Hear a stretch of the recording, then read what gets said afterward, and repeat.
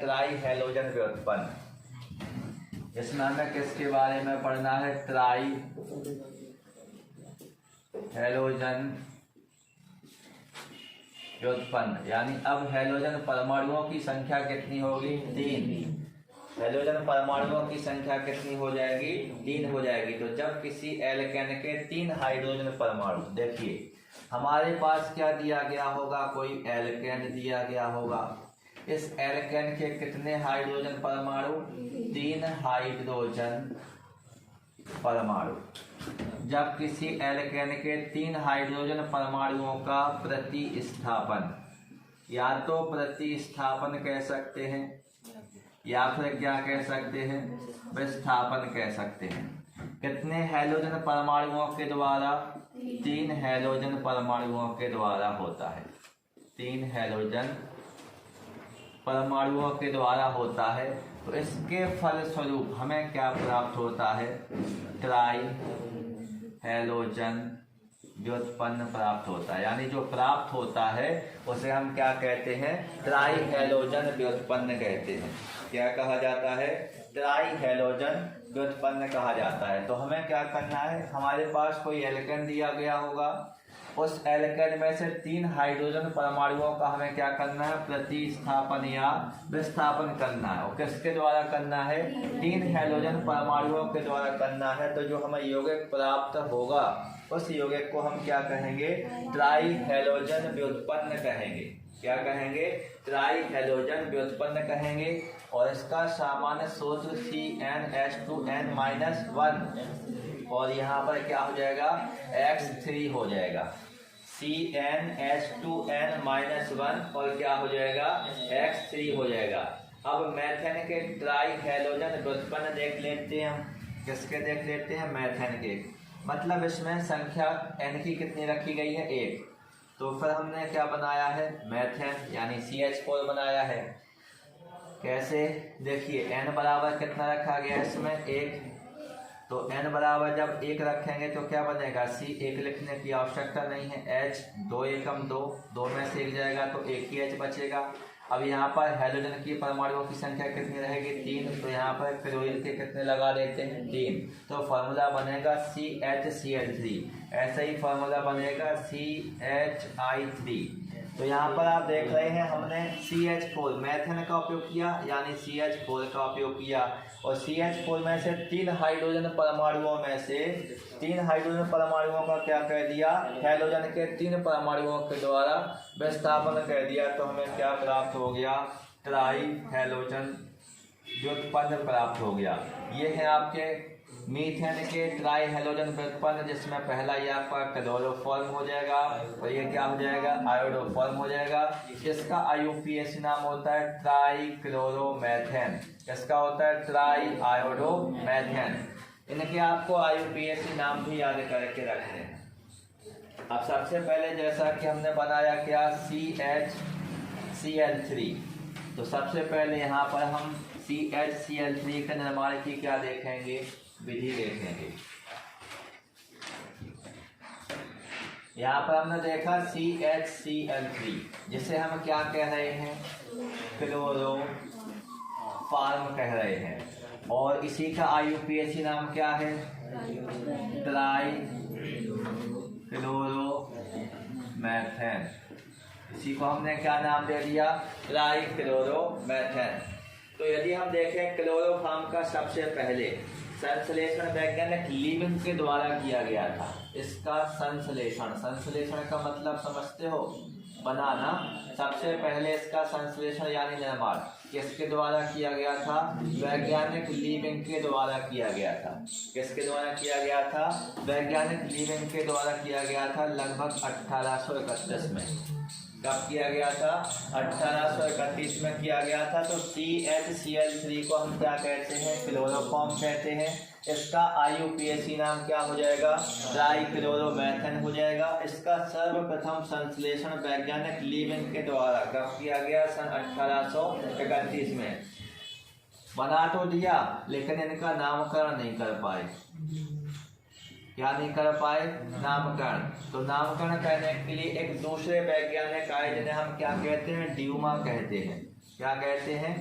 Dumas कहते हैं। वो तो वही बात हो गई कि बच्चा पैदा तो अपन कर लेते हैं, बाकी तो समझदार हुआ, नामकरण करवाने के लिए ड्यूमा के पास ले जाना पड़ेगा।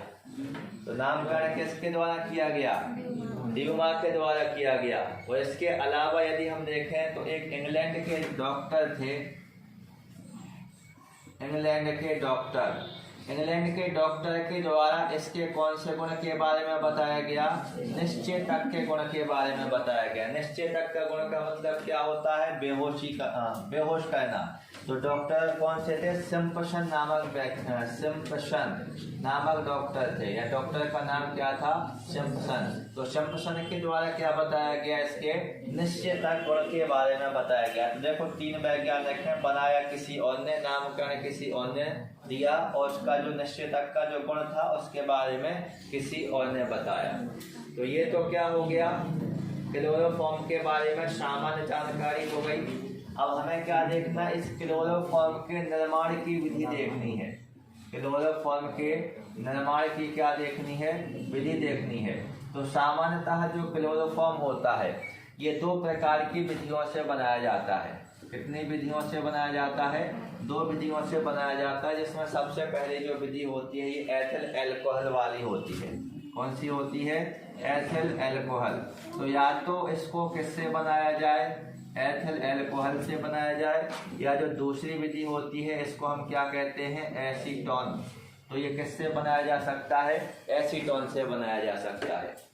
तो सबसे पहले हम यहाँ पर देख लेते हैं एथिल अल्कोहल या एसीटोन पर किसकी क्रिया करेंगे? एथिल अल्कोहल या एसीटोन पर जल प्लस व्यंजक चूर्ण की क्रिया करेंगे। किसकी क्रिया करेंगे? व्यंजक चूर्ण की क्रिया करेंगे। तो निर्माण विधि में ये प्रयोगशाला विधि है। देखिए निर्माण विधि में हम क्या कह सकते हैं कि प्रयोगशाला में क्लोरोफॉर्म या ट्राइक्लोरोमेथेन को एथिल अल्कोहल या एसीटोन पर जल तथा व्यंजक चूर्ण की अभिक्रिया से या क्रिया से बनाया जाता है। तो सबसे पहले हम बना लेते हैं एथिल अल्कोहल से, उसके बाद फिर बनाने की विधि देख लेंगे एसीटोन से, फिर देखेंगे इसका चक्र।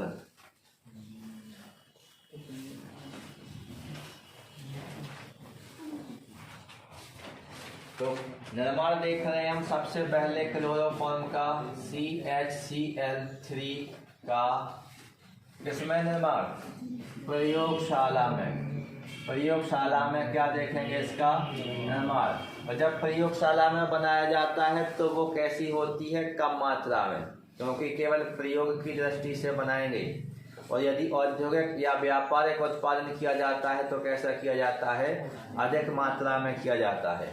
तो हम प्रयोगशाला विधि देख रहे हैं। कौन सी विधि देख रहे हैं? प्रयोगशाला विधि। और प्रयोगशाला विधि में भी सबसे पहले कौन सी विधि देख रहे हैं? एथिल अल्कोहल से। किससे? एथिल अल्कोहल से। अब आपका दिमाग काम करेगा यदि आपको फॉर्मूला आते हैं तो सबसे पहले हम देखेंगे व्यंजक चूर्ण जल के साथ क्रिया कर लेता है। इस विधि में सर्वप्रथम क्या होता है? जो व्यंजक चूर्ण है यानी CaOCl2 ये किसके साथ रिएक्शन करता है? जल के साथ क्या करता है? रिएक्शन करता है। और जल के साथ रिएक्शन करने के फलस्वरूप CaOH का वोल्टवाइज और किसका निर्माण करता है? Cl2 यानी क्लोरीन गैस का क्या कर लेता है? निर्माण कर लेता है। अब प्रथम पद में बनी हुई क्लोरीन गैस हम किससे निर्माण देख रहे हैं? एथिल अल्कोहल से। तो तुरंत यहाँ फॉर्मूला लिखेंगे C2H5OH। किसका हो गया? एथिल अल्कोहल का। ये एथिल अल्कोहल प्रथम पद में बनी हुई क्लोरीन के साथ क्रिया करता है। तो प्लस में क्या हो जाएगा? Cl2 हो जाएगा। क्या हो जाएगा? Cl2 हो जाएगा। तो एथिल अल्कोहल प्रथम पद में बनी हुई क्लोरीन के साथ क्रिया करके एसिड एल्डिहाइड का क्या करता है? निर्माण करता है। एसिड एल्डिहाइड का फॉर्मूला क्या हो जाएगा? CH3CHO हो जाएगा। साथ में जब हम क्रिया को संतुलित करेंगे तो इसमें क्या प्राप्त हो जाएगा? 2HCl प्राप्त हो जाएगा। क्या प्राप्त हो जाएगा 2HCl। अब जो एसिड एल्डिहाइड बनी हुई है यानी CH3CHO, ये एक बार पुनः क्लोरीन के साथ क्या कर लेती है, क्रिया कर लेती है। किसके साथ क्रिया कर लेती है, क्लोरीन के साथ क्रिया कर लेती है। तो देखो एसिड एल्डिहाइड यहाँ प्राप्त हुआ, ये एसिड एल्डिहाइड एक बार पुनः किसके साथ क्रिया कर लेती है, क्लोरीन के साथ क्रिया कर लेती है और किसका निर्माण करेगी, CCl3CHO, ट्राइक्लोरो एसिड एल्डिहाइड का। किसका निर्माण करेगी, ट्राइक्लोरो एसिड एल्डिहाइड का क्या करेगी, निर्माण करेगी। और यहाँ पर हम HCl के कितने अणु बना लेंगे, 3 अणु। अब देखो यहाँ पर जो हमें ट्राइक्लोरो एसिड एल्डिहाइड प्राप्त हुआ है, जिसे हम क्लोरल भी कहते हैं, ये क्लोरल प्रथम पद में बचे हुए कैल्शियम हाइड्रोक्साइड के साथ क्रिया करता है। तो पहले तो यहाँ से हम किसको ले लेते हैं, CaOH। देखिए यहाँ पर हमने CaOH का होल ट्वाइस लिखा, वही फॉर्मूला हमने कुछ यहाँ पर इस तरीके से लिखा ताकि क्रिया को लिखने में क्या हो जाए, आसानी। तो यहाँ पर CCl3CHO लिखेंगे, यहाँ पर भी CCl3CHO लिखेंगे। कितने अणु लिए हमने क्लोरल के, 2 अणु लिए। कितने अणु लिए, 2 अणु। अब आप गौर से देखिए, यहाँ से H ले लिया, यहाँ से CCl3 ले लिया, क्या बना, CHCl3, CHCl3 नहीं बना। तो यहाँ पर क्या लिख देंगे, 2CHCl3। क्या लिख देंगे, 2CHCl3 और साथ में बन जाएगा कैल्शियम फार्मेट। कैल्शियम फार्मेट का मतलब होता है HCOO का होल ट्वाइस Ca, और रासायनिक समीकरण कैसा हो गया, संतुलित हो गया। तो ये कौन सी विधि हो गई हमारी, एथिल अल्कोहल से भाषा में क्या लिखेंगे, सर्वप्रथम व्यंजक चूर्ण जल के साथ क्रिया करता है और क्रिया करने के फलस्वरूप किसका निर्माण करता है, कैल्शियम हाइड्रोक्साइड और क्लोरीन गैस का क्या करता है, निर्माण। यह क्लोरीन गैस किसके साथ, अल्कोहल या एथिल अल्कोहल के साथ क्रिया करके एसिड एल्डिहाइड का क्या करती है, निर्माण करती है। प्राप्त एसिड एल्डिहाइड एक बार पुनः क्लोरीन के साथ क्रिया करके ट्राइक्लोरो एसिड एल्डिहाइड यानी क्लोरल का निर्माण कर लेती है, जो प्रथम पद में बचे हुए कैल्शियम हाइड्रोक्साइड के साथ क्रिया करके प्रयोगशाला में क्लोरोफॉर्म का क्या करता है, निर्माण करता है। किसका निर्माण करता है, क्लोरोफॉर्म का क्या करता है, निर्माण। तो ये जो रासायनिक समीकरण थे ये किससे थे, एथिल अल्कोहल से। अब जो दूसरी विधि आपको इसमें बताई गई है उसमें हमें किससे बनाना है, एसीटोन से बनाना है। तो दूसरी विधि हो जाएगी, इसमें क्या हो जाएगी, एसीटोन से। क्या हो जाएगा, एसीटोन से। तो सबसे पहले क्या होगा, पहले जो क्रिया होगी प्रथम पद में वही होगी। प्रथम पद में हम क्या करेंगे, CaOCl2 व्यंजक चूर्ण किसके साथ क्रिया करेगा, H2O यानी जल के साथ क्रिया करेगा और किसका निर्माण करेगा, CaOH का होल ट्वाइस, और साथ में क्या बनेगी, Cl2 यानी क्लोरीन गैस प्राप्त होती है। क्या प्राप्त होती है, क्लोरीन गैस। अब ये जो क्लोरीन गैस है याद करो, उसमें क्लोरीन गैस किससे क्रिया कर रही थी, एथिल अल्कोहल से। अब इसमें क्लोरीन गैस किससे क्रिया करेगी, एसीटोन से क्रिया करेगी। तो पहले यहाँ पर हम CH3COCH3 एसीटोन का फॉर्मूला लिखेंगे, ये CH3 लिखा हुआ है, ये किसके साथ क्रिया करेगा, 3Cl2 के साथ क्रिया करेगा। संतुलित कर रहे हैं डायरेक्ट, अब संतुलित करना बताएंगे तो फिर दिक्कत हो जाएगी। 3Cl2 के साथ क्या करेगा, ये क्रिया करेगा और क्रिया करने के बाद ट्राइक्लोरो एसीटोन का क्या कर लेगा, निर्माण। ट्राइक्लोरो एसीटोन का फॉर्मूला CCl3COCH3 होता है। क्या होता है, CCl3COCH3 होता है। अब यहाँ से यदि आप देखेंगे तो जैसे पिछले में HCl बन रहा था, 3 Cl2 जब भाग लेंगे तो फिर कितने HCl बनेंगे, 3 ही इसमें क्या बन जाएंगे, HCl बन जाएंगे। अब देखो ये जो ट्राइक्लोरो एसीटोन बना है ये प्रथम पद में बचे हुए कैल्शियम हाइड्रोक्साइड के साथ क्या करेगा, क्रिया।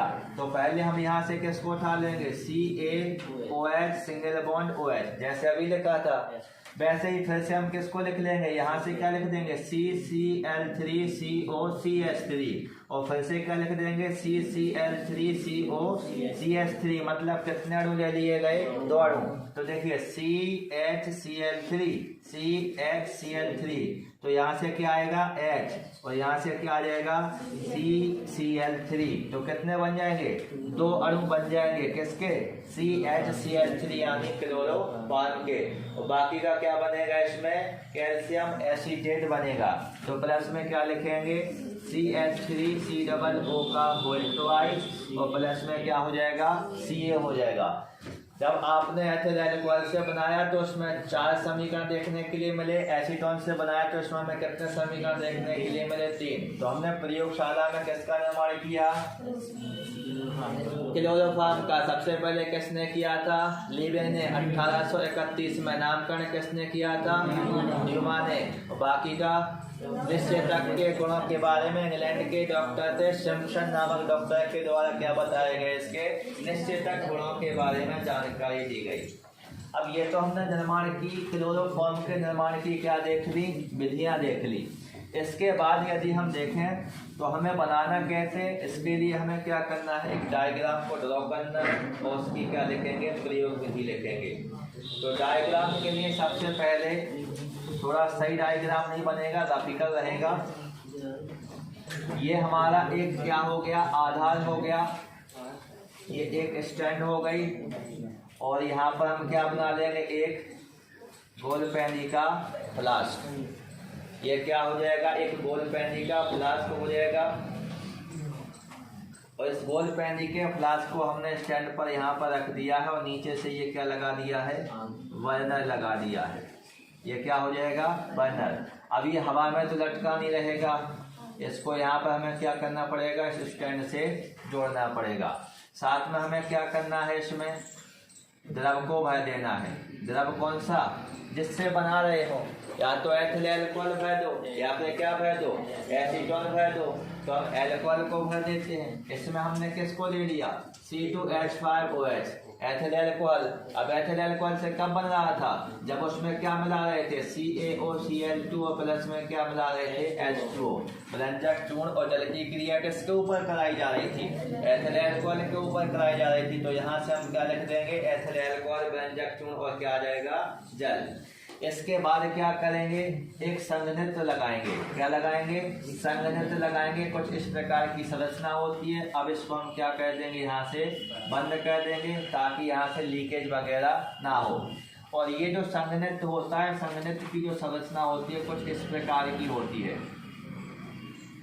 संघनित्र का उपयोग किसके लिए किया जाता है? ठंडा करने के लिए किया जाता है। यहाँ पे ये आपका ये बंद रहेगा, यहाँ पर ये एक सिरे से खुला रहेगा, और यहाँ पर भी एक सिरे से कैसा रहेगा? खुला रहेगा। और इसमें से होकर के ये क्या जाएगी? इसकी वाष्प जाएगी यहाँ से होकर के, और इसके नीचे क्या लगा देंगे? ग्राही पात्र लगा देंगे। क्या लगा देंगे? ग्राही पात्र लगा देंगे। और ग्राही पात्र में हमें क्या करना है? पदार्थ को एकत्रित करना है। तो इसमें हम क्या कर लेंगे? पदार्थ को एकत्रित कर लेंगे। अब ये भी हवा में थोड़ी लटका रहेगा, इसके लिए भी हमें क्या करना है? स्टैंड बनाना है। और स्टैंड बनाने का सीधा आसान तरीका है, यहाँ से फीट रखो, सीधी लाइन खींच दो, और यहाँ पर कुछ इस प्रकार की संरचना बना दो। बाकी का ये बीच का कैसा कर दो? साफ कर दो, मिटा दो। तो ये आपकी बिल्कुल स्टैंड जो रहेगी वो कैसी आ जाएगी? बिल्कुल एक सीधे में आ जाएगी। और ये क्या हो गया? अपना एक डायग्राम बन गया। तो इसमें आप देख रहे हैं सबसे पहले हमने ये क्या बनाया? एक गोल पैनी का फ्लास्क बनाया। किसको बनाया? एक गोल पैनी का फ्लास्क। इस गोल पैनी के फ्लास्क में हमने क्या किया? 200 ग्राम व्यंजक चूर्ण, लगभग 200 ग्राम किसको ले लिया? व्यंजक चूर्ण को ले लिया। कितने में? 400 ग्राम जल में। 200 ग्राम व्यंजक चूर्ण 400 ग्राम जल में मिलाकर के इसका क्या बना देते हैं? एक पेस्ट बना देते हैं। पेस्ट तो आप समझते ही होंगे, जैसे कोलेजन वगैरह निकलता है उस प्रकार का पदार्थ बन जाएगा। तो 200 ग्राम व्यंजक चूर्ण को 400 ग्राम जल में मिलाकर के क्या बना लिया जाता है? एक पेस्ट बना लिया जाता है। और इस पेस्ट को या पेस्ट बनाकर हमने किस में भर दिया? एक गोल पैनी के फ्लास्क में। ये जो संरचना बनी हुई है, ये संरचना किसकी है? गोल पैनी के फ्लास्क की है। यानी फ्लास्क कैसा है? गोल पैनी वाला है। तो एक पेस्ट बनाया, इस पेस्ट को हमने किस में भर दिया, गोल पैनी वाले फ्लास्क में भर दिया। किस में भर दिया, गोल पैनी वाले फ्लास्क में भर दिया। अब इस गोल पैनी वाले फ्लास्क में 25 ml, यदि एथिल अल्कोहल ले रहे हैं तो 25 ml लेंगे, और यदि एसीटोन ले रहे हैं तो कितने ml लेंगे, CH3COCH3 50 ml लेंगे। तो अब इस फ्लास्क में 25 ml एथिल अल्कोहल या मतलब दो में से कोई एक लेंगे, 50 ml क्या मिला देते हैं, एसीटोन को मिला देते हैं। किसको मिला देते हैं, एसीटोन को मिला देते हैं। और यहाँ पर अपन ने ये जो पात्र बनाया था ये क्या है, जल ऊष्मक है। क्या है ये, जल ऊष्मक। तो अब इसे जल ऊष्मक के द्वारा क्या कहते हैं, गर्म कहते हैं। और जैसे ही जल ऊष्मक के द्वारा गर्म कहते हैं तो यहाँ पर वाष्प बनती है CHCl3 की, क्लोरोफॉर्म की क्या बनती है, वाष्प बनती है। वाष्प यहाँ से होकर के जाएगी, ये यहाँ पे खुला रहता है, यहाँ से होकर के जाएगी। तो ये क्या लगा हुआ है, संघनित्र लगा हुआ है। संघनित्र क्या करता है, उस वाष्प को ठंडा करता है। संघनित्र क्या करेगा, वाष्प को ठंडा करेगा, और संघनित्र के द्वारा ये वाष्प ठंडी हो करके यहाँ पर आप देखेंगे क्या लगा हुआ है, ग्राही पात्र। ग्राही पात्र में क्या भरा हुआ है, जल, और इस जल के ऊपर क्या आ जाती है, CHCl3 यानी क्लोरोफॉर्म आ जाती है। तो जब क्लोरोफॉर्म की वाष्प बनती है तो इसको किस में से होकर के गुजारा जाता है, संघनित्र में से होकर के गुजारा जाता है। यह क्लोरोफॉर्म की वाष्प इस संघनित्र के द्वारा कैसी होती है, ठंडी होती है, जिसे ग्राही पात्र में जल के ऊपर क्या कर लिया जाता है, एकत्रित कर लिया जाता है। किसके ऊपर एकत्रित कर लिया जाता है। अब इसके अलावा इसे तनु करके NaOH के विलयन में, देखो हमें प्राप्त तो हो गया CHCl3, ठीक है। इसके अलावा इसे तनु करके किसके साथ, NaOH के साथ मिला दिया जाता है। किसके साथ मिला दिया जाता है, NaOH के विलयन के साथ मिला दिया जाता है। NaOH के विलयन के साथ मिलाकर फिर क्या करेंगे, जल से धोएंगे। क्या करेंगे, जल से धोएंगे। तो जैसे ही जो हमें प्राप्त होती है CHCl3, इसे किसके साथ मिला देते हैं, NaOH के विलयन के साथ मिला देते हैं। फिर इसके बाद इसे क्या किया जाता है, जल से धोया जाता है। किससे धोया जाता है, जल से धोया जाता है। इसके बाद फिर हम क्या करेंगे, इसको CaCl2 इससे क्या करेंगे, सुखाएंगे। सुखाकर कैल्शियम क्लोराइड से क्या करेंगे, फिर सुखाएंगे। तो देखो स्टेप में क्या हुआ, जो हमने ग्राही पात्र में जो क्लोरोफॉर्म प्राप्त की, इस क्लोरोफॉर्म को क्या कहते हैं, NaOH विलयन के साथ इसको क्या किया जाता है, तनु कर लिया जाता है। उसके बाद फिर क्या किया जाता है, इसे जल से धोया जाता है, और जल से धोने के बाद फिर इसको कैल्शियम क्लोराइड से क्या किया जाता है, सुखाया जाता है। तो कैल्शियम क्लोराइड से सुखा करके फिर क्या करते हैं, 65 डिग्री सेल्सियस पर कौन सी क्रिया करते हैं, आसवन की क्रिया करते हैं। आसवन की क्रिया करने का सीधा सीधा सा मतलब है कि हम उसको क्या कर रहे हैं, गर्म कर रहे हैं। और जब आसवन की क्रिया करते हैं तो इसके फलस्वरूप हमें क्या प्राप्त होती है, शुद्ध क्लोरोफॉर्म प्राप्त होती है। क्या प्राप्त होती है, शुद्ध क्लोरोफॉर्म प्राप्त होती है। तो एक बार फिर से सुन लें, एक गोल पैनी का फ्लास्क लेते हैं। इस गोल पैनी के फ्लास्क में क्या करते हैं, 200 ग्राम व्यंजक चूर्ण तथा 400 ग्राम जल को मिलाकर के एक पेस्ट बना करके इसमें भर दिया जाता है। फिर 25 ml एथिल अल्कोहल या 50 ml इसमें क्या मिला दी जाती है, एसीटोन मिला दी जाती है। और इस फ्लास्क का संबंध किससे कर दिया जाता है, संघनित्र से करके ग्राही पात्र से कर देते हैं। इसके पश्चात हम गोल पैनी के फ्लास्क को जल ऊष्मक पर रख करके इसको क्या कहते हैं, गर्म कहते हैं। गर्म करने से ये पदार्थ आपस में क्या करेंगे, क्रिया करेंगे। क्रिया करने के फलस्वरूप क्लोरोफॉर्म का क्या होता है, निर्माण होता है। ये क्लोरोफॉर्म संघनित्र के द्वारा ठंडी होकर के ग्राही पात्र में एकत्रित हो जाती है। अब इस क्लोरोफॉर्म को NaOH विलयन के साथ तनु किया जाता है। फिर क्या किया जाता है, जल से धोया जाता है। उसके बाद कैल्शियम क्लोराइड में सुखा करके 65 डिग्री सेल्सियस पर क्या किया जाता है, आसवन किया जाता है या फिर आसवन किया जाता है, जिसके फलस्वरूप हमें शुद्ध क्लोरोफॉर्म प्राप्त हो जाएगी। तो इसमें हमने क्या प्राप्त कर लिया, शुद्ध क्लोरोफॉर्म प्राप्त कर लिया। इसके बाद अब हम देखेंगे क्लोरोफॉर्म के भौतिक गुण, रासायनिक गुण और उपयोग।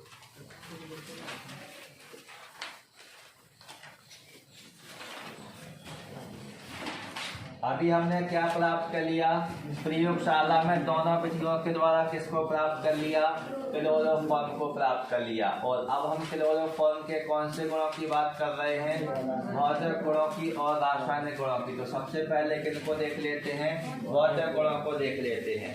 भौतिक गुणों में बताया गया सबसे पहले यह रंगहीन मधुर गंध युक्त द्रव होता है। कैसा होता है, एक तो रंगहीन होता है, इसका कोई विशेष रंग नहीं होता है, लेकिन मधुर गंध युक्त होता है। कैसा होता है, मधुर गंध युक्त द्रव होता है।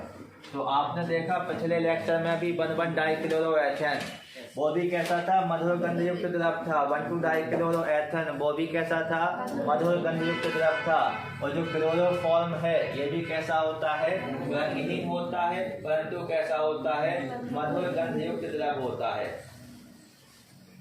इसके अलावा यदि हम देखें तो ये जल में कैसा होता है, अल्प विलेय होता है। जल में कैसा होता है, अल्प विलेय होता है।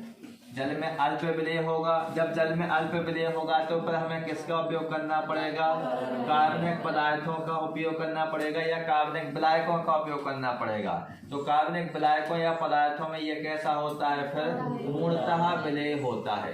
कैसा होता है, पूर्णतः विलेय होता है। भाई साहब ये जल से भारी होता है, जल से कैसा होता है, भारी। मिश्रण प्राप्त होगा, बर्फ के ऊपर प्राप्त करना पड़ेगा। तो सीधा करो कि ग्राही पात्र में इसको हम प्राप्त कर रहे हैं, तो यहाँ पर हम लिखेंगे यह जल से 1.5 गुना कैसा होता है, भारी होता है। जल से कैसा हो जाएगा, भारी। कितना होता है, 1.5 गुना कैसा होता है, भारी होता है। जो इंग्लैंड के वैज्ञानिक थे जिन्हें हम क्या कह रहे थे, सिम्पसन के द्वारा किस गुण के बारे में बताया गया था, निश्चेतक के गुण के बारे में बताया गया था। निश्चेतक का गुण का मतलब क्या होता है, बेहोश करने वाला गुण। यदि इसको क्या किया जाता है, अधिक समय तक क्या किया जाता है, सूंघा जाता है। जो अधिक समय तक सूंघने के बाद क्या होता है, बेहोशी आ जाती है। इसका क्वथनांक कितना होगा, 61 डिग्री सेल्सियस होगा। क्वथनांक कितना होता है, 61 डिग्री सेल्सियस होता है। तो ये कौन से गुण दिए गए हैं इसके, भौतिक गुण, रंगहीन होता है, मधुर गंध युक्त द्रव होता है। जल में कैसा होता है, अल्प विलेय होता है, किंतु कार्बनिक पदार्थ या कार्बनिक विलायकों में पूर्णतः कैसा होता है, विलेय होता है। जल से भारी होता है, कितने भारी होता है, 1.5 गुना भारी होता है। इसमें निश्चेतक का क्या पाया जाता है, गुण। यानी इसको हम अधिक समय तक सूंघे तो व्यक्ति कैसा हो सकता है, बेहोश हो सकता है। इसका क्वथनांक कितना होता है, 61 डिग्री सेल्सियस होता है। आपेक्षिक घनत्व की यदि बात करें तो 1.485 के आसपास देखने के लिए मिलता है।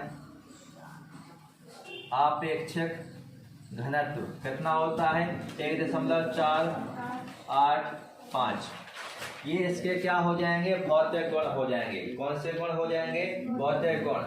इसके बाद यदि हम देखें तो अब हमें इसमें कौन से गुण देखने हैं, रासायनिक गुण देखने हैं। और क्लोरोफॉर्म के रासायनिक गुण फाइनल एग्जाम में कई बार पूछे गए हैं। तो सबसे पहले अब हम क्लोरोफॉर्म के कौन से गुणों की बात कर रहे हैं, रासायनिक गुणों की बात कर रहे हैं। रासायनिक गुण, जो क्लोरोफॉर्म होता है, क्लोरोफॉर्म क्या होता है, एक विशेष प्रकार का इसमें गुण पाया जाता है। जैसे यदि हम बात करें कि जो क्लोरोफॉर्म होता है, क्लोरोफॉर्म में कौन सी क्रिया देखने के लिए मिलती है, ऑक्सीकरण की क्रिया देखने के लिए मिलती है। अब मात्र आप ऑक्सीकरण देखने मात्र से समझ गए होंगे कि ये किसके साथ क्रिया करेगा, ऑक्सीजन के साथ क्रिया करेगा। तो यहाँ पर हम देखते हैं CHCl3 फॉर्मूला हो गया किसका, क्लोरोफॉर्म का। ऑक्सीकरण का गुण है, मतलब किसके साथ क्रिया करेगा, ये ऑक्सीजन के साथ क्रिया करेगा। किसके साथ क्रिया करेगा, ऑक्सीजन के साथ, वायु तथा सूर्य के प्रकाश की उपस्थिति में। तो तीर के चिन्ह के ऊपर क्या लिख देंगे, वायु, सूर्य का प्रकाश, सनलाइट शॉर्ट में लिख सकते थे। वायु तथा सूर्य के प्रकाश की उपस्थिति में क्या कहता है, क्रिया करता है। और एक गैस बनती है जिसे हम क्या कहते हैं, फास्जीन गैस कहते हैं। कौन सी गैस कहते हैं, फास्जीन गैस कहते हैं। कौन सी गैस बनेगी, फास्जीन गैस बनेगी। तो यहाँ पर फास्जीन गैस का फॉर्मूला लिखेंगे, क्या होता है, COCl2। क्या हो जाएगा, COCl2 को क्या कहते हैं, फास्जीन गैस कहते हैं। बाकी का क्या बनेगा, इसमें HCl बनेगा। क्रिया को संतुलित कर लेते हैं। यहाँ पर कितने का गुणा कर देंगे, 2 का। यहाँ पर भी कितने का गुणा कर देंगे, 2 का गुणा कर देंगे। यहाँ पर भी कितने का गुणा कर देंगे, 2 का गुणा कर देंगे। अब ये जो गुणा है ये आप सीखेंगे, या फिर एक साइड आप रासायनिक समीकरण को सीखेंगे तो आप अपने आप गुणा कर लेंगे। ये तो रासायनिक गुण है, और ये अलग से क्वेश्चन पूछा जा सकता है। क्लोरोफॉर्म को वायु में खुला नहीं छोड़ा जाता है, क्यों? ऐसे भी क्वेश्चन बनता है। तो क्लोरोफॉर्म वायु से क्रिया करता है, सूर्य के प्रकाश की उपस्थिति में वायु के साथ क्या करता है, क्रिया करता है। और किसका निर्माण करता है, फास्फीन गैस का क्या करता है, निर्माण करता है। किसका निर्माण करता है, फास्फीन गैस का निर्माण करता है इसका। और ये देखिए फास्फीन गैस, ये जो क्रिया कर रहा है फास्फीन गैस का निर्माण कर रहा है। अब यहाँ पर हमें फास्फीन की तो आवश्यकता नहीं थी, हमें तो क्या चाहिए, क्लोरोफॉर्म चाहिए। इस कारण इसको क्या किया जाता है, कांच की रंगीन बोतलों में रख दिया जाता है। तो ये पहला रासायनिक गुण हो गया, क्लोरोफॉर्म की किसके साथ क्रिया, ऑक्सीजन के साथ क्रिया। इसके बाद यदि आप देखें क्लोरोफॉर्म की क्रिया, तो इसमें हम देख लेते हैं क्लोरोफॉर्म का ये ऑक्सीकरण गुण था, ये ऑक्सीकरण गुण था। और दूसरे में हम कौन सा गुण देख लेते हैं, इसका अपचयन का गुण देख लेते हैं। कौन सा गुण देख लेते हैं, अपचयन का। ऑक्सीकरण में ऑक्सीजन के साथ क्रिया होती है, अपचयन में क्या होता है, हाइड्रोजन के साथ क्रिया होती है। किसके साथ क्रिया होती है, हाइड्रोजन के साथ क्रिया होती है। तो जब धातु अम्ल युग्म जैसे CHCl3, इसका तो होगा अपचयन, किसकी उपस्थिति में होगा, धातु अम्ल युग्म की उपस्थिति में होगा। किसकी उपस्थिति में होगा, धातु अम्ल युग्म की उपस्थिति में होगा। धातु यानी Zn, अम्ल युग्म यानी HCl। तो धातु अम्ल युग्म की उपस्थिति में Zn क्या है, धातु, और HCl क्या है, अम्ल। दोनों को लिया गया तो इनका युग्म हो गया, जोड़ा हो गया।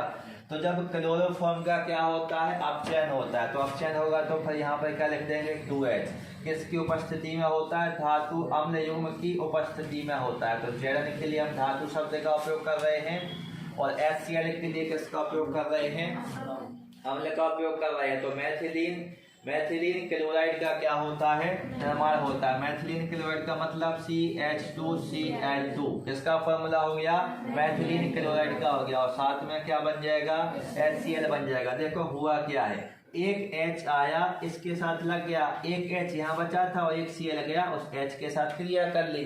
तो यहाँ से एक Cl हटा, यहाँ का एक H उसने लिया और क्या बना लिया, HCl। अब यहाँ का एक जो H बचा हुआ था वो इस H के साथ आकर के लग गया और किसका निर्माण कर लिया, CH2Cl2 का, जिसे हम क्या कहते हैं, मैथिलीन क्लोराइड कहते हैं। तो ये क्या हो जाएगा, मैथिलीन क्लोराइड। ये देखिए अपचयन तो है, लेकिन ये अपचयन के बाद जो पदार्थ बनेगा ये डिपेंड करता है कि रिएक्शन किसकी उपस्थिति में हो रही है। यानी अपचयन तो हो रहा है, लेकिन अपचयन किसकी उपस्थिति में हो रहा है। यदि हम यहाँ पर पदार्थ बदल देंगे तो बनने वाला पदार्थ भी कैसा हो जाएगा, बदल जाएगा। जैसे फिर से हम इसी रिएक्शन को देख लेते हैं, फिर से अपचयन करा लेते हैं, CHCl3 6H। फिर से हम क्या करा रहे हैं, इसका अपचयन करा रहे हैं। अब हम किसकी उपस्थिति में करा रहे हैं, जिंक H2O। किसकी उपस्थिति में करा रहे हैं, जिंक H2O की उपस्थिति में करा रहे हैं। तो जैसे ये जिंक H2O की उपस्थिति में क्रिया करता है तो यहाँ पर किसका निर्माण होता है, CH4 का निर्माण होता है। किसका निर्माण होता है, CH4 का निर्माण होता है। और साथ में क्या बनेगा, देखिए यहाँ पर यदि आप देखें तो कितने H हैं, एक H, यहाँ पर कितने H है, तो टोटल कितने हो गए, 7। और जब CH4 बना तो 4 H तो यहाँ समाहित हो गए, बाकी के कितने बचे थे, 3। और 3 क्या है यहाँ पर Cl, तो क्या बन गया, 3HCl बन गया। क्या बन गया, 3HCl। तो देखिए ये ऑक्सीकारक गुण था।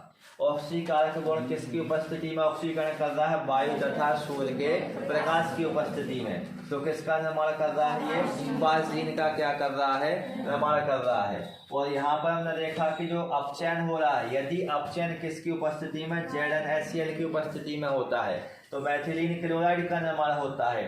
और यदि किसकी उपस्थिति में होता है, टेरन H2O की उपस्थिति में होता है, तो किसका निर्माण होता है, CH4 का क्या होता है, निर्माण होता है। किसका निर्माण होता है, CH4 का निर्माण। तो दो रिएक्शन है समझ में आ गई, एक ऑक्सीकारक का गुण और दूसरा कौन सा हो गया, अपचयन का गुण हो गया।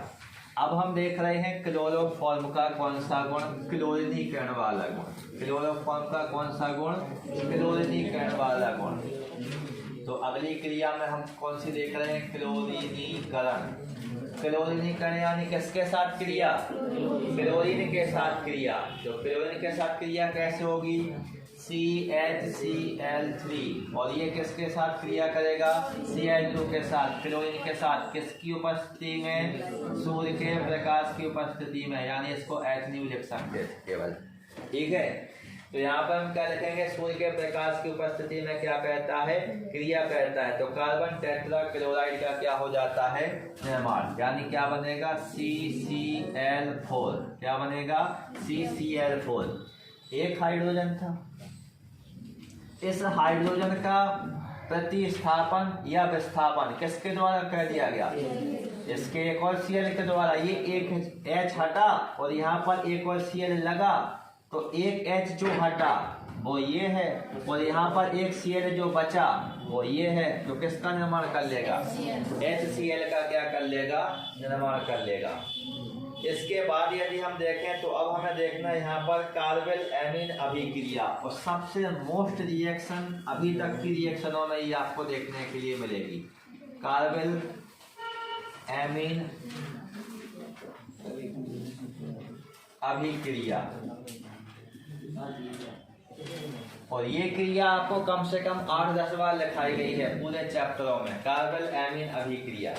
तो कार्बेल एमीन अभिक्रिया में क्या होता है, एरोमेटिक या एलिफेटिक प्राथमिक एमीन। देखो क्रियाएं दो प्रकार से बताई जाएंगी कार्बेल एमीन अभिक्रिया में, एलिफेटिक या एरोमेटिक प्राथमिक एमीन। एलिफेटिक का मतलब आपका आ गया है एथिल मेथिल प्रोपिल वाला पोर्शन, और एरोमेटिक का मतलब आ गया है बेंजीन। क्या आ गया है, बेंजीन। तो जो कार्बेल एमीन अभिक्रिया होती है ये दोनों ही प्रकार की अभिक्रियाएं देती है, माने एरोमेटिक अभिक्रियाएं भी देती है और एलिफेटिक भी देती है। तो सबसे पहले हम देख लेते हैं एलिफेटिक या एरोमेटिक प्राथमिक एमीन को। तो एक सामान्य समीकरण देखते हैं, R सिंगल बॉन्ड NH2। हमने बात की प्राथमिक एमीन की, हमने बात किसकी की, प्राथमिक एमीन की, RNH2। और R की जगह मैथिल एथिल प्रोपिल ब्यूटेन कुछ भी लगाते रहो, आगे आप समझ गए होंगे कि R की जगह हमें एल्किल ग्रुप का उपयोग करना है। R single bond NH2 alkyl है, यानी ये किसकी बात कर रहा है, एलिफेटिक प्राथमिक एमीन की बात कर रहा है। किसकी बात कर रहा है, एलिफेटिक प्राथमिक एमीन की। ये किसके साथ करता है क्रिया, CHCl3, यानी क्या हो जाएगा, क्लोरोफॉर्म हो जाएगा। लेकिन ये जो क्लोरोफॉर्म होता है ये एल्कोहलिक KOH के साथ क्रिया करता है। किसके साथ क्रिया करता है, एल्कोहलिक KOH के साथ क्रिया करता है। तो जब एलिफेटिक प्राथमिक एमीन क्लोरोफॉर्म और एल्कोहलिक KOH के साथ क्रिया करता है तो एल्किल आइसोसाइनाइड यानी किसका निर्माण होता है, RNC। Alkyl isocyanide RNC, alkyl isocyanide का क्या होता है, निर्माण होता है। किसका निर्माण होता है, एल्किल आइसोसाइनाइड का निर्माण होता है। इसमें साथ में 3KCl बनेगा और साथ में 3H2O बनेगा, और क्रिया हमारी कैसी हो जाएगी, संतुलित हो जाएगी। अब इस क्रिया में हम वैल्यू को रखते हैं और फिर संतुलित करते हैं। R की जगह हम किसको ले लेते हैं, CH3 को। सिंगल बॉन्ड NH2 का क्या हो गया, NH2। CHCl3 का क्या हो गया, CHCl3। और यहाँ पर क्या हो गया, 3KOH, 3 का चिन्ह लगाइए, CH3NC प्लस, ये देखो K और ये Cl, 3K और Cl के कितने, 3, तो कितने का KCl कितने बन गए, 3KCl। अब बाकी के आप देखिए क्या, H2O, तो H को देखिए, यहाँ से CH3 तो गया, पूरा लगा हुआ है, N ये लगा हुआ है और ये C आ गया, तो H के 2 ये बचे, एक ये बचा, 3, और ये 3 ये बचे, तो 6H के हैं। तो यहाँ पर क्या लिखेंगे 3H2। 3H2 क्यों लिखा? क्योंकि ऑक्सीजन के भी कितने हैं 3, तो ऑक्सीजन के भी सामने तो 3 का गुणा करना पड़ेगा। तो किसका निर्माण हो गया 3H2O का। ये जो रिएक्शन है ये कार्बन एमीन अभिक्रिया है, और ये भी कार्बन एमीन अभिक्रिया तो है, लेकिन ये भी हमने किस में देखी एलिफेटिक प्राथमिक एमीन। किसके साथ देखी? एलिफेटिक प्राथमिक एमीन। अब हम किसके साथ देखेंगे? एरोमेटिक प्राथमिक एमीन के साथ। किसके साथ देखेंगे? एरोमेटिक प्राथमिक एमीन के साथ। कुछ नहीं करना है, इसी रिएक्शन को देखिए, जहां पर आर लगा था वहां पर हम क्या लगा देंगे AR। ये आर्गन नहीं है, ये एरीन है, ये बेंजीन के लिए उपयोग किया जाता है। जैसे एल्किल के लिए कैपिटल R है, ऐसे ही बेंजीन के लिए AR का उपयोग करते हैं, एरीन है ये। सिंगल बॉन्ड क्या लिखेंगे? NH2 प्लस में क्या हो जाएगा CHCl3 प्लस में क्या हो जाएगा 3QH। जहां R था वहां पे हमने क्या लगाया एरीन, और सिंगल बॉन्ड में क्या हो गया NC प्लस में क्या बन रहा था 3KCl, और प्लस में क्या बन रहा था 3H2। देखो सेम कंडीशन हो गई।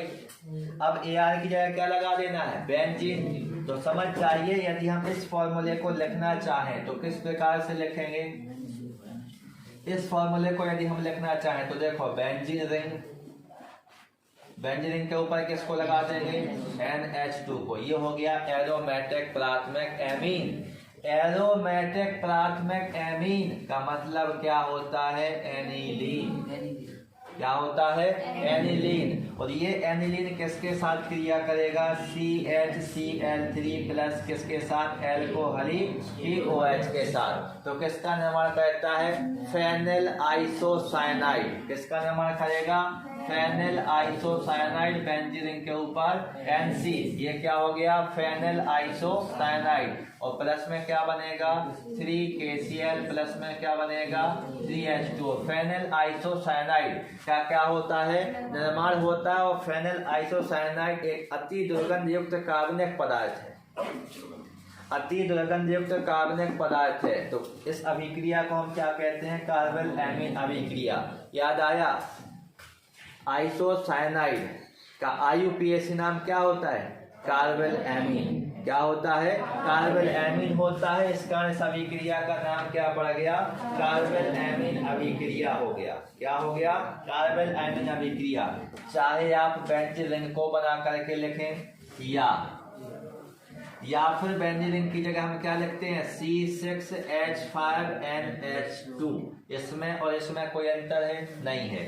इसको भी एनिलीन पढ़ेंगे, इसको भी एनिलीन पढ़ेंगे, और बाकी का प्लस में आपका यही आ जाएगा। और यहाँ पर क्या हो जाएगा C6H5NC, और बाकी का प्लस में आपका यही रहेगा। तो आप बात समझ गए। एक क्रिया देखो आप कितनी प्रकार से लिख लें, केवल हमें यदि सामान्य समीकरण आते हैं तो सामान्य समीकरण मात्र सीखने से उनके बारे में हम ज्यादा से ज्यादा रासायनिक अभिक्रियाओं को लिख सकते हैं। तो ये कौन सी अभिक्रिया हो गई? क्लोरोफॉर्म के रासायनिक गुण में कार्बन एमीन अभिक्रिया। ये एलिफेटिक प्राथमिक एमीन दे रहा था, ये एरोमेटिक प्राथमिक एमीन दे रहा था। जब एलिफेटिक प्राथमिक एमीन देता है तो एल्किल आइसोसाइनाइड बनता है, और जब एरोमेटिक प्राथमिक एमीन देता है तो फेनिल आइसोसाइनाइड का क्या होता है? निर्माण होता है। इसके बाद हम देखेंगे क्लोरोफॉर्म के रासायनिक गुण में अगली क्रिया। क्लोरोफॉर्म के रासायनिक गुण में अगली क्रिया। तो अगली क्रिया के रूप में यहाँ पर हम देख लेते हैं संघनन अभिक्रिया। कौन सी अभिक्रिया? संघनन अभिक्रिया। और संघनन अभिक्रिया के फलस्वरूप किसका निर्माण होता है? क्लोरीटोन का क्या होता है? निर्माण होता है। किसका निर्माण होता है? क्लोरीटोन का क्या होता है? निर्माण होता है। तो देखिए सबसे पहले हम संघनन अभिक्रिया के बारे में पढ़ रहे हैं। रिएक्शन के फलस्वरूप हमें किसका निर्माण करना है? क्लोरीटोन का। हम यूज करने वाले हैं CH3 आइसो का चिन्ह C डबल बॉन्ड O। सीधे बैठो घूम के। CH3 आइसो का चिन्ह C डबल बॉन्ड O। ये किसका फॉर्मूला हो जाएगा? एसीटोन का हो जाएगा। एसीटोन की रिएक्शन किसके साथ कराएंगे? CHCl3 के साथ। किसके साथ हो जाएगी? CHCl3 के साथ हो जाएगी। तो यहाँ पर फिर क्या बनेगा, क्लोरीटोन बनेगा। क्या बनेगा, क्लोरीटोन बनेगा। तो अब क्लोरीटोन कब बनेगा, जब हमें क्लोरीटोन का क्या आता हो, सूत्र आता हो। तो कुछ नहीं करना है, पहले तो इतने भाग को आप लिखिए, CH3 आइसो का चिन्ह C, और ये फिर आइसो का चिन्ह लगा दिया। देखो यहाँ का O, यहाँ का H ऊपर लगा दीजिए, और जितना बचा है वो नीचे लगा दीजिए, CCl3। तो नीचे क्या लगा देंगे, CCl3। ये किसका सूत्र हो गया, क्लोरीटोन का हो गया। तो इस अभिक्रिया को हम क्या कहते हैं, संघनन अभिक्रिया कहते हैं। कौन सी अभिक्रिया कहते हैं, संघनन अभिक्रिया कहते हैं। इसके बाद हम अगले रासायनिक गुण को देख लेते हैं, और अगले रासायनिक गुण के बारे में हमें देखना है नाइट्रीकरण अभिक्रिया। कौन सी अभिक्रिया, नाइट्रीकरण अभिक्रिया। नाइट्रीकरण मात्र शब्द से आपको समझ में आ जाना चाहिए कि जो हम रिएक्शन कराने वाले हैं किसके साथ कराने वाले हैं, HNO3 के साथ। और हम HNO3 को कैसे लिखते हैं, HONO2 करके लिखते हैं। कैसे लिखते हैं, HONO2 करके लिखते हैं। तो क्रिया कराते हैं किसकी, क्लोरोफॉर्म की। किसके साथ, नाइट्रिक अम्ल के साथ। देखो क्लोरोफॉर्म को लिख रहे हैं हम, single bond Cl, single bond Cl, single bond, देखो सिंगल बॉन्ड यहाँ पर आपने H जोड़ दिया तो C, और ये H और ये Cl के कितने हो गए, 3। इसकी क्रिया किसके साथ, नाइट्रिक अम्ल के साथ। तो यहाँ से देखो HONO2, ये देखिए ये क्या बन गया, गंगा जल। और जहाँ से हमने यहाँ से H को हटाया, उस H की जगह किसको लगा देंगे, NO2 को। तो यहाँ पर Cl, C, यहाँ पर Cl, यहाँ पर Cl, यहाँ पर क्या लगा देंगे, NO2, और बाकी का ये क्या बन जाएगा, प्लस में H2O बन जाएगा। इसका नाम आपको मालूम होना चाहिए, इसे हम क्या कहते हैं, क्लोरोविकरण कहते हैं। क्या कहते हैं, या नाइट्रो क्लोरोफॉर्म आप इसको कह सकते हैं। क्या कह सकते हैं, नाइट्रो क्लोरोफॉर्म। तो ये कौन सी अभिक्रिया हो गई आपकी, नाइट्रीकरण अभिक्रिया हो गई। कौन सी अभिक्रिया हो गई, नाइट्रीकरण। अब हम देख लेते हैं बी हैलोजनीकरण अभिक्रिया। कौन सी अभिक्रिया हो जाएगी, बी हैलोजनीकरण अभिक्रिया। बी हैलोजनीकरण।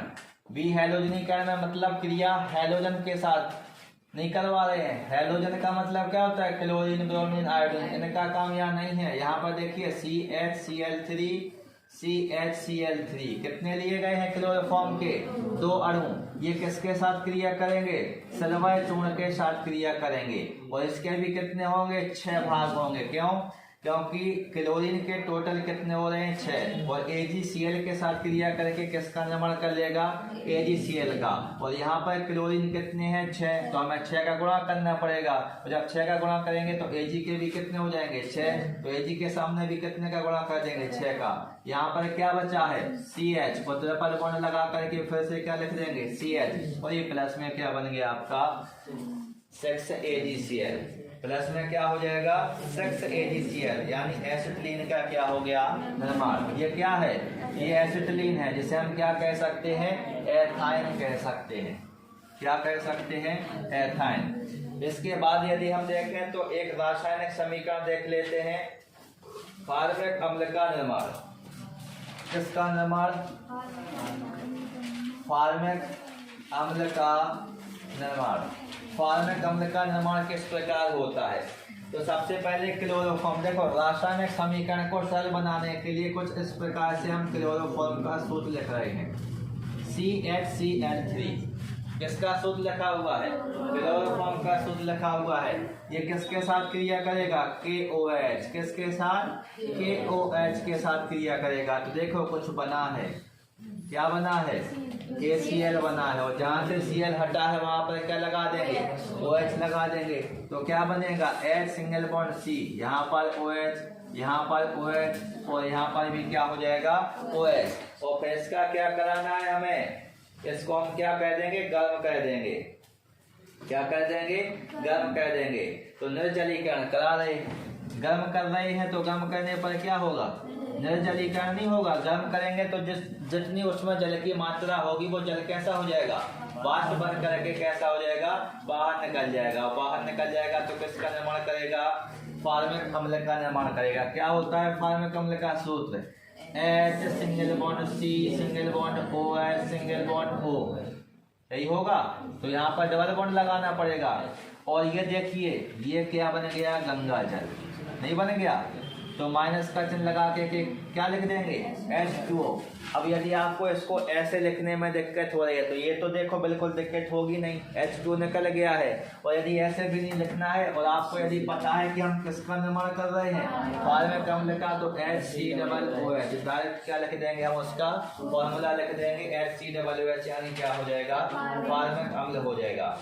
इसके बाद यदि हम इसमें देखें तो एक रिएक्शन और देखनी है। कोई रिएक्शन बची है जो काफी में लिखी हो, रीमर टीमन अभिक्रिया बची हुई है। तो अब इसमें हम कौन सी अभिक्रिया देख लेते हैं, रीमर टीमन अभिक्रिया।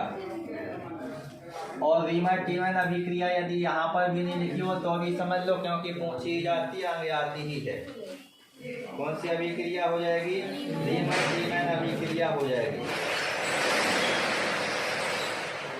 सतह खुलना स्टार्ट हो गया।